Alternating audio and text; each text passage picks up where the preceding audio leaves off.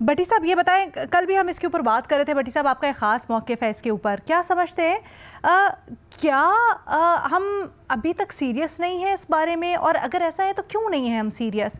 बातों में तो इतना नज़र आता है कि हम काम भी कर रहे हैं, हमारी विलिंगनेस भी है, मसला क्या है? और इस्लामाबाद में बैठे हुए जो लोग हैं, आपकी आसपास बात होती होगी उनसे, उनके तासुरात क्या हैं इसके बारे में?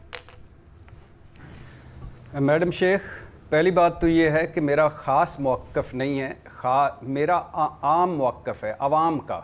जो आवाम सोचती है, जो आवाम मुझे बताती है, जो आवाम कहती है, मैं वो आपको बताता हूँ। दूसरी बात मैडम शेख, अभी आपने कहा कि कुछ लोग, बड़े जहांदीदा लोग न्यूयॉर्क का मवाजना कर रहे हैं पाकिस्तान से, तो मेरी उनसे दरख्वास्त है 25 करोड़ को पहले न्यूयॉर्क भिजवा दें। हम कभी आपसे 2-1 साल के लिए भिजवा दें, हम कभी आपसे कोई गिला नहीं करेंगे, क्योंकि अगर आप ये भिजवा नहीं सकते तो फिर न्यूयॉर्क वाला जो सारा निज़ाम है वो यहाँ लागू कर दें, सैलाब में हम मर लेंगे, हम आपसे कोई गिला नहीं करेंगे। अभी कहा गया कि पानी के राइट हैं, दरियाओं के राइट हैं। भाई यहाँ इंसानों के राइट नहीं मिल रहे, इंसान तड़पते फिर रहे हैं, हम दरियाओं के राइट और पानी के राइटों की बात कर रहे हैं। कमाल हो गया है। मैडम शेख, आपको मुबारक हो।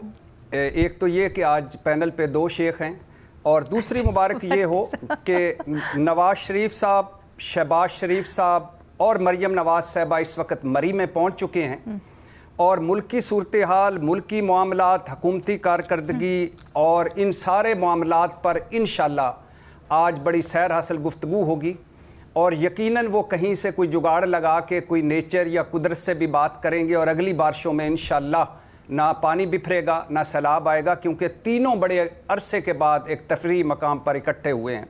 मतलब हुकूमती पार्टी का सदर, 3 दफ़ा का वज़ीर आज़म, मौजूदा वज़ीर आज़म, वज़ीर आला पंजाब, सब मरी में है, सब मरी में है। वो आपने सुना था मैडम शेख के रूम जल रहा था, नेहरू बांसुरी बजा रहा था, तो बांसुरियाँ बज रही हैं। अच्छा मैडम शेख, इन सवाल का जवाब शुरू करने से पहले, इन 193 मौतों का ज़िम्मेदार कौन है? इस सवाल को यहाँ छोड़कर मैं आपके सवाल का जवाब देता हूँ कि माना माहौलियाती तब्दीली से पूरी दुनिया मुतासर है, माना मौसमियाती तब्दीली से पूरी दुनिया का मसला है, माना पाकिस्तान माहौलियाती मौसमियाती तब्दीलियों से मुतासर होने वाले मुल्कों में टॉप 5 में है, टॉप 10 में है, टॉप 1 पर है, मान लिया। लेकिन सवाल ये है, क्या हमने किसी कुदरती आफत, किसी मौसमी माहौलियाती तब्दीली से कुछ सीखा? जवाब नहीं है। क्या दूसरा सवाल है, क्या अमली तौर पर माहौलियाती मौसमियाती तब्दीलियों को लेकर हमारा रिस्पांस बेहतर हो रहा है? जवाब नहीं है। तीसरा सवाल है, सैलाब आ जाए, ज़लज़ला आ जाए, ज़्यादा बारिशें आ जाएं, हर बार फ़ौज को ही क्यों रेस्क्यू के लिए बुलाना पड़ता है? हर बार फ़ौज ही क्यों आ जाती है? मैं ये नहीं कह रहा कि किसी मुसीबत में फ़ौज का आना बुरा है या फ़ौज को नहीं आना चाहिए। मैं ये कह रहा हूँ कि कोई सिविलियन इदारा इस काबिल क्यों नहीं है कि 6ठे फ्लोर पर आग लग जाए, कोई इमारत गिर जाए, या कहीं किसी सड़क पर पानी खड़ा हो जाए, या मरी में बर्फबारी से लोग जैम हो जाएं, या कोई पुल गिर जाए, तो किधर होता है वो सिविलियन इदारा? किधर होता है वो? ये देखा आपने दरियाए सवात पे जो कुछ हुआ? किधर थे हमारे सिविलियन इदारे? मैडम शेख, धड़ाधड़ हम दरख्त काट रहे हैं, धड़ाधड़ हाउसिंग सोसाइटियां बन रही हैं, बरसाती सैलाबी नालों पर घर प्लाजे बन गए हैं, मुंह मोड़ दिए हमने दरियाओं के। बरसाती नाले और बरसाती ये जो सैलाबी रास्ते थे, ये भी हमने बेच दिए हैं। मैडम शेख, बारिशें ना हों तो हम मरते हैं, बारिशें हो जाएं तो हम मरते हैं। आखिरी 2-4 जुमले।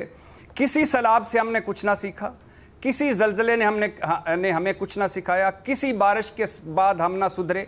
चंद बारिशें कराची जैम, चंद बारिशें लाहौर में निकलना मुश्किल।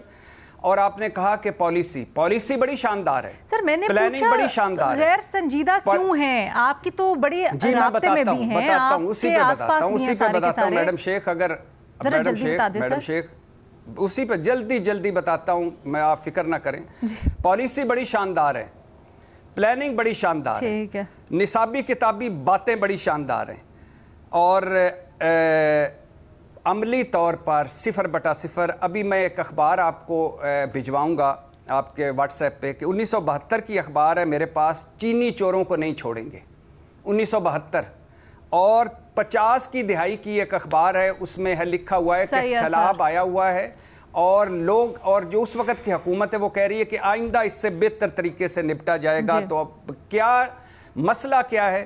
نااہلی، بددیانتی، بیڈ گورننس، بیڈ پرفارمنس اور عوامی ترجیح. اچھا، ہم اسی دائرے میں گھومتے رہتے ہم ہمیشہ یہ عزم کرتے ہم آگے بڑھیں گے، بہتر طریقے سے کریں گے، بٹ وہ کیوں نہیں ہو پاتا؟ یہاں پر بہت سی پرابلمز آئیڈینٹیفائی کی گئی ہیں، سولوشنز بھی جانے کی کوشش کریں گے، دیکھیں گے دنیا کس طرح سے اس سے نمٹ رہی ہے. علی صاحب آپ بتائیے گا، دو طرح کی ہم اس وقت دیکھ رہے ہیں پاکستان اثر انداز ہو رہے ہیں کلائمیٹ چینج پاکستان کے اوپر. ایک غیر معمولی بارشیں، دوسرا فلیش فلڈز جو کہ ہم خیبر پختونخوا میں اور پھر پنجاب کے کچھ ایریاز میں خاص طور پہ دیکھ رہے ہیں. یہ بتائیے گا، چلے غیر معمولی بارشوں سے شروع کرتے ہیں، ورکیبل اقدام، دنیا کیسے نمٹ رہی ہے اس سے اور ہم کیا کر سکتے ہیں؟ آپ کی تجویز کیا ہے؟ دیکھیے میڈم، آپ نے ایک بڑا کمپلیکس کویشچن پوچھا ہے، مگر میں اس کی سائنٹیفک فاؤنڈیشن کی بات، جیسے پہلے میں نے پرنسپلز کی بات کی تھی، آپ کے آڈینس ہوپفلی ان کو سوچیں گے ان کے بارے میں. دیکھیے پہلے جو پاکستان میں فلڈ آتے تھے وہ ریور بیسڈ ہوتے تھے. راوی میں فلڈ آ گیا، سندھ تک چلے گیا. 2022 میں جو آپ نے فلڈ دیکھے وہ فلڈ ایسے تھے کہ وہ ریورائن فلڈز نہیں تھے، وہ ٹورینشل رینز تھیں اور سندھ کے سینٹرل ڈسٹرکٹس میں ہوئے تھے. اور اس کی 4 وجوہات ہیں، وہ میں آپ کے ساتھ شیئر کرتا ہوں. جب تک ان 4 وجوہات کو ہم دیکھیں گے نہیں، ہم اس کا حل نہیں نکال سکتے. ٹھیک ہے. پہلی بات ہم سمجھنے کی ہے کہ floods have become very predictable. جتنی سویئر ہیٹ ویو ہوگی، اتنا سویئر جو ہے بعد میں فلڈنگ کے چانسز ہوں گے، کیونکہ دونوں کا لنک ہے. اس کو سائنس میں کمپاؤنڈ کلائمیٹ کہتے ہیں، کمپاؤنڈ امپیکٹ کہتے ہیں. ٹھیک ہے. تو جب ہمارے ہاں ہیٹ آئی تھی تو اس وقت ہم فلڈنگ کی تیاری شروع کر سکتے ہیں. ایک چیز یہ یاد رکھیے. دوسری یہ بات کہ 1947 یا اس سے پہلے سے لے کے ہم نے جتنی تیاری کی ہے وہ ریور بیسڈ فلڈز کی ہے. پشتے بنا دیں، یہ کر دیں، وہ کر دیں. اب اس سال جو آپ نے دیکھا وہ آپ نے ایک نیا فینومینا دیکھا ہے، اور میں آپ کو بتاتا ہوں کہ 5 مختلف قسم کے فلڈز پاکستان میں اب آ رہے ہیں. ہیٹ ویو جو آتی ہے افغانستان میں اور اپر انڈس بیسن میں اور چترال اور گلگت بلتستان میں، اس کے ساتھ جو ہمارے گلیشیئر میلٹ ہوتے ہیں، اس کے ساتھ سوات اور چترال وغیرہ میں ایک فلڈ آتا ہے جو پہلے آپ نے اپنے بچپن میں کبھی نہیں سنا ہوگا، اور وہ ورس ہو جاتے ہیں ایسی چیزوں سے، انکروچمنٹ وغیرہ کے ساتھ. Heat wave in upper Indus basin and in Afghanistan, that's one factor. دوسرا کلاؤڈ آؤٹ برسٹ.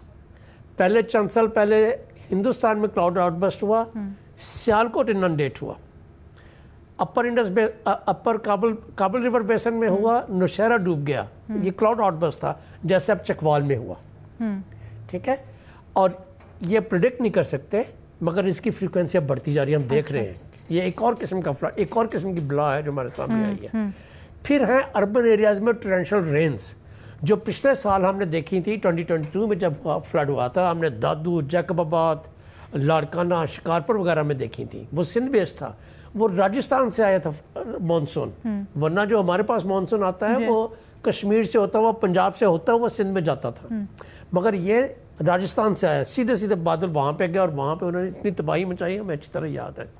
اس سال کیا ہوا، ریورائن فلڈ تو ابھی شروع بھی نہیں ہوئے، کل پرسوں سے اخباروں میں آنا شروع ہوگا جب ہندوستان سے پانی ہمارے پاس پہنچتا ہے، کیونکہ بڑی ایکسیسو رینز ہو رہی ہیں وہاں پہ. وہ پاکستان میں ابھی تک شروع نہیں ہوئے، مگر جو رین فال آپ کے پاس آئی ہے وہ بڑے ان یوزل ایریاز میں گئی ہے. وہ گئی ہے راجن پور میں، ڈیرہ غازی خان میں، جام پور میں، رجان میں، ملتان میں، لاہور میں. اچھا، جو آپ کی نارمل رین ایریا سے باہر نکل کے ہیں.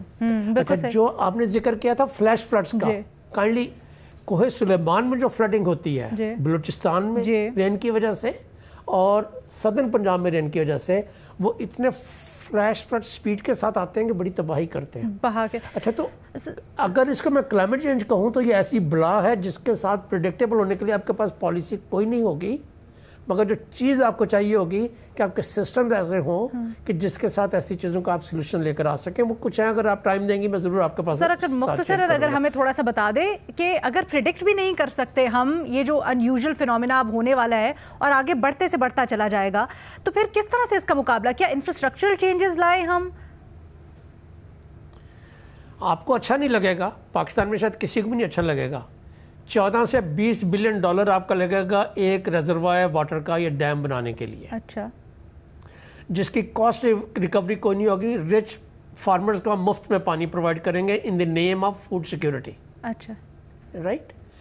اگر میں 14 یا 20 بلین ڈالر کے ساتھ میں اپنی رورل پاپولیشن جو دریاؤں کے اندر رہتی ہے یا اربن ایریاز میں نالوں کے اندر رہتی ہے اس کے لیے ہاؤسنگ اسکیم بنا کے اگر میں وہاں پہ انویسٹمنٹس کر کے ایک الٹرنیٹیو ماڈل آف ڈیولپمنٹ پیش کروں تاکہ یہ تو فلڈز اب آتے رہیں گے نا مختلف قسموں کے.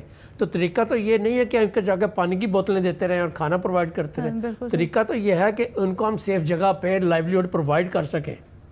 تو ایک تو یہ سولوشن ہوا کہ reallocate your resources towards where the problem is.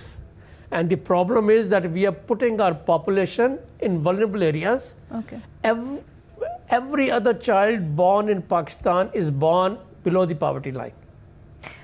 But Ali صاحب you're saying نا کہ اب تو اتنا انپریڈکٹیبل ہو گیا ہے کہ جو آپ کی پاتھ وے میں نہیں ہے یوزول مانسون کے یا ایون ریورز کے اب ان ایریاز کو بھی افیکٹ کرے گا کلائمیٹ چینج سے اور زیادہ سے زیادہ ہوتا جائے گا. سو پھر دیٹ مینس ہم لوگوں کو کچھ اس طرح کی چیزیں کرنی ہوں گی جو انفراسٹرکچرلی بھی آپ کو الگ سے کرنا ہوگا. کہیں آپ کو جو آبادیاں ہیں کیا ان کو ریلوکیٹ کرنا پڑے گا, کیا اس ٹائپ کے اسٹیپس لینے پڑیں گے؟ دنیا کیا کر رہی ہے؟ جی بالکل یہی چیز دنیا بھی یہی چیزیں کر رہی ہے. دنیا بھی ایگزیکٹلی یہی چیزیں کر رہی ہے. اب آپ کو میں کسی ایک ملک کے اگزامپل دیتا ہوں. انہوں نے کہا کہ جس کا گھر 2 فلڈز میں تباہ ہوا تیسری دفعہ اس کو ایڈ اور اسسٹنس نہیں دیں گے, ہم الٹرنیٹیو زمین دیں گے, وہاں پہ جا کے اپنا گھر بناؤ.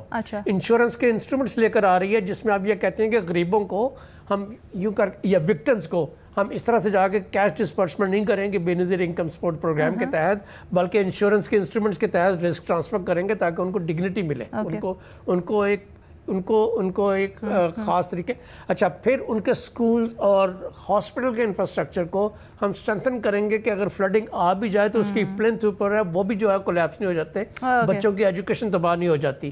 1920 کے فلڈز میں جو سکول ٹوٹے تھے وہ ابھی تک نہیں بن سکے, اور جن کو ہم نے ریسکیو سینٹر بنا دیا وہاں پہ ابھی تک تعلیم ریزیوم نہیں ہو سکی. اور جو لوگ غربت کے مارے مائگریٹ کر کے جو ٹیچرز چھوڑ گئیں وہ ٹیچرز ہم دوبارہ ریکروٹ نہیں کر سکے, تو پورے ملک کا ایجوکیشن سسٹم کولیپس ہو جاتا ہے. تو آپ نے ریزیلینس لانی ہے اپنے انفراسٹرکچر میں, خاص کر ایسا انفراسٹرکچر جس کے بینیفیشریز عام لوگ ہوتے ہیں, بچے ہوتے ہیں, عورتیں ہوتے ہیں, بزرگ ہوتے ہیں, ہینڈی کیپ لوگ ہوتے ہیں.